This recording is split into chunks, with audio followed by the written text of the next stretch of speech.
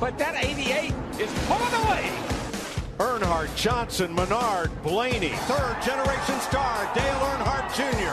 brings him to the flag. Checkered flag, waving. It's over. It's Earnhardt. Earnhardt trying to cover all spots. Oh, yeah! Good job, Junebug. Dale Earnhardt Jr. Checkered flag at Talladega. Why is this one so much fun? Because your grin told so many stories on your cool-down lap. It's just real emotional. I haven't won here in a long time. It was my daddy's birthday a couple days ago. Just real emotional, man. My ears thrilled. And welcome to it. It is the Dale Earnhardt Jr. Race Preview Podcast. I am your host, John Justice, as we are back at Daytona, and I really don't know what to expect. All right, I do kind of know what to expect, and we'll get to that in the back half of the podcast today as we preview the Coke 400. Qualifying is actually on right now as I do the podcast, so by the time the podcast is over, I'll be able to tell you where Dale Earnhardt Jr. qualified, and then I'll be able to give you my prediction. You can probably guess, just based off of where we're at, what my prediction is going to be, but alas, I will save it till the end. I want to talk a little bit about Sonoma last week, and and I'm going to say it, the heroic effort by Dale Earnhardt Jr. at the end of that race. Some merchandise information, not so much new gear available, but some new ways of, kind of looking at your gear. I'll explain a little bit later on. We'll talk also about something that's pretty interesting that I really got a kick out of and some enjoyment from on DaleJr.com. I'll share that with you. And then we're actually going to hear from Dale Earnhardt Jr. himself. He sat down in the media center on Thursday, and it was about a little over a half-hour conversation that he had with the media there.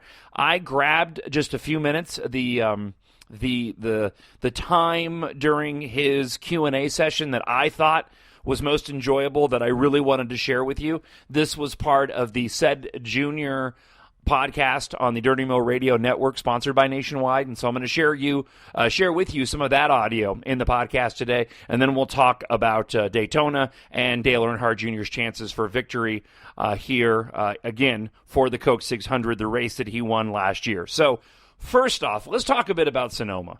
And I think my prediction of, I said top 10. I might have said top 5.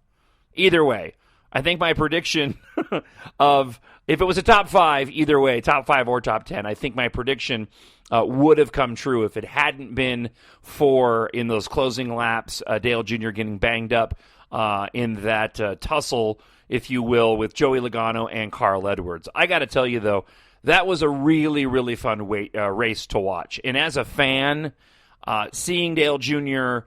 muscle around that track and really just compete up there with guys that we can argue are better at road racing than Dale Jr. is. It's as we talked about, Sonoma is probably one of his least favorite tracks. He's not really known for his road racing skills.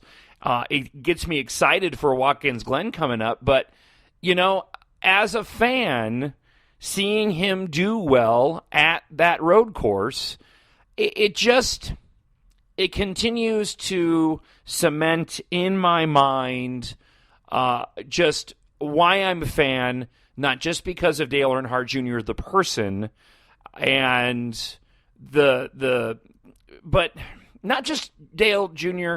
as a person, but also Dale Jr. as a race car driver. He is a good race car driver, and I don't think that he gets enough credit for that. That's the thing about Dale Jr. is, if you took away the Earnhardt name and took away the connection that he had to his father, his own personal popularity, if he was just Dale, Schuttenheim or whatever, I think he would still be an incredibly popular race car driver and a solid race car driver. I mean, there's no doubt about that. He is a good race car driver, and the stats prove it. I think that gets overshadowed because of the Earnhardt name and because he's the most popular driver. People that don't like Junior think that just because us fans are many, that it diminishes his ability as a race car driver. No, he is a race car driver and a damn good race car driver. And that run at Sonoma, to me, really showed that.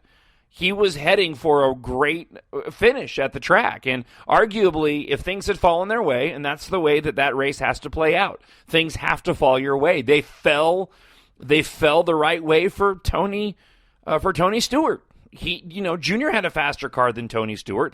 Arguably, Junior had a faster car than Denny Hamlin. But because things ended up falling the right way for Tony Stewart, he got the win. Now, Dale Jr. was really going for it there at the end. And I was watching on RaceView when he got hit by Carl Edwards coming off that corner, and I think it was turn 7, or I think is what it was, turn 7. And I remember watching, and every time he's wrecked this year, I've seen it happen on RaceView, because you get, RaceView's real time as opposed to the TV's delayed, and you could tell that he had slowed way down, and I thought that he had smacked the inside wall after getting hit by Carl Edwards. If you were able to see how much damage was done to the front left fender on that car, when I saw it on TV, I thought for sure the day was over. I thought there was no way that he was walking away with anything better than a top 20 finish, if that. And it was, I'll tell you what, it was, like I said at the beginning of the podcast, heroic.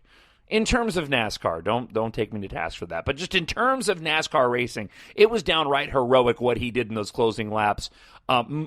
Just motoring that car and coming home with an 11th place finish. I think most of us wanted to see him get a top 10, but for all intents and purposes, there's no way that tire should have held up the way that it did.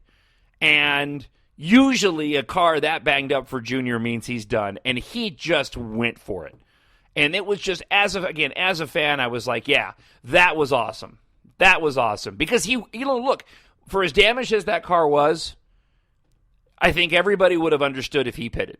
Everybody would have understood with the tire rub that he had and the potential to blow that tire out and end up in a horrible situation on that racetrack.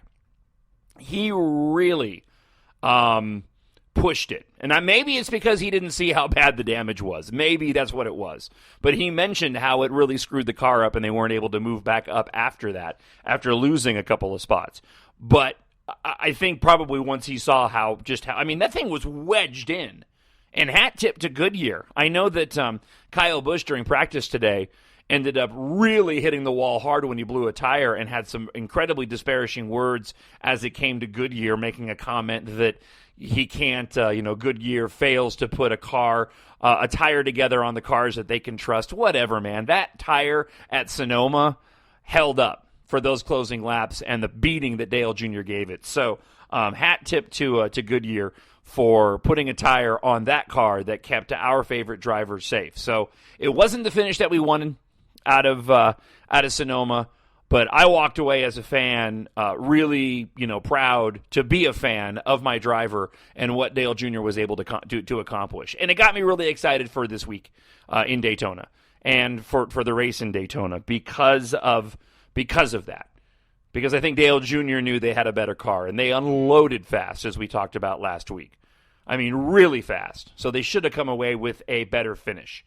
And I'm really excited for Daytona for obvious reasons, but I think these guys are getting a lot of their confidence back. Now, the question really is that confidence going to translate to the Daytona car, because this is a new car, and how confident is Junior? And we'll talk about that in just a moment.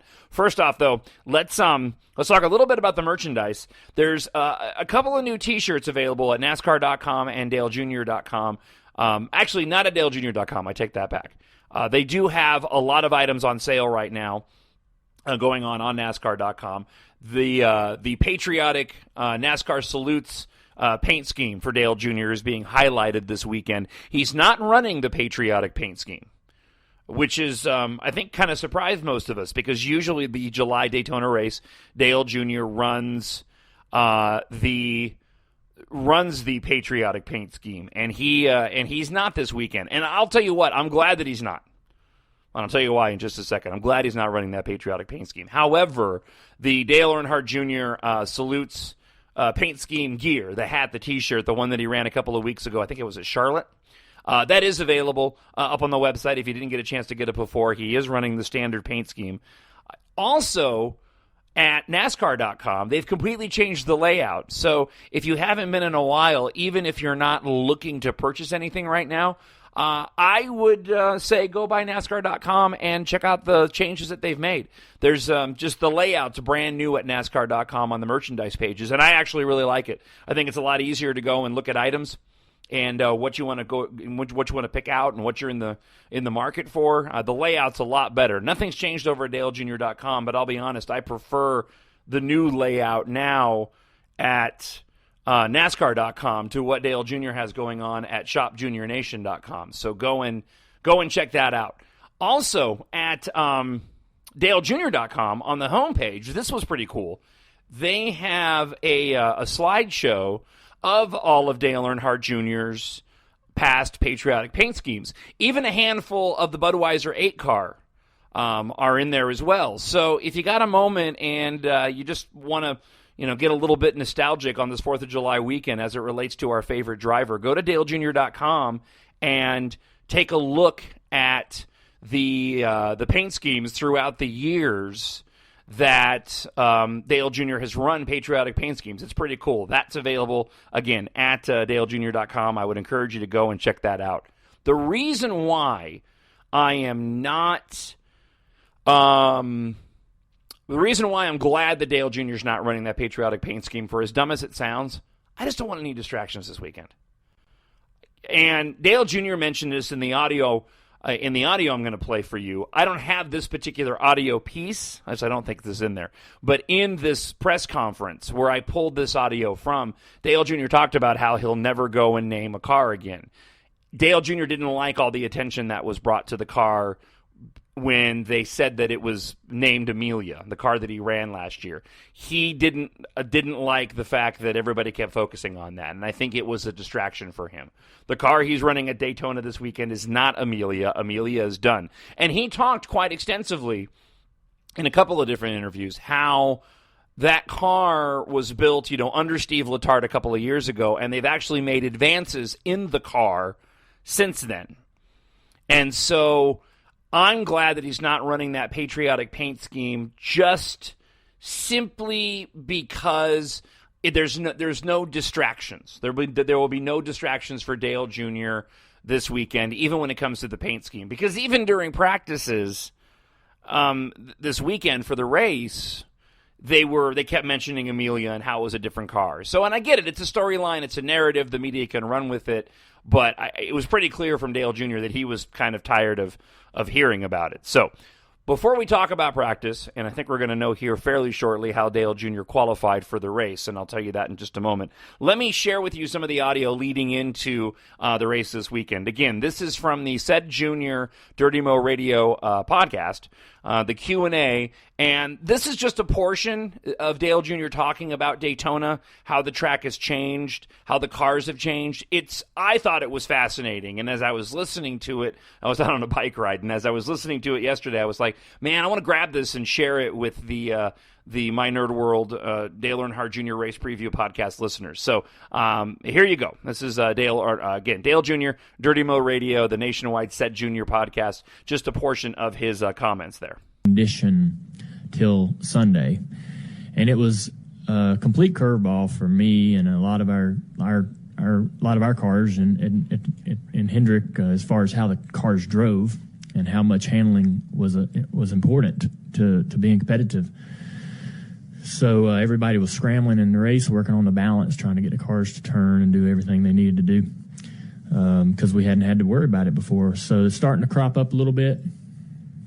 You used to be able to get a good read on where you were when they ran the qualifying duels during the day, but that's not the case anymore.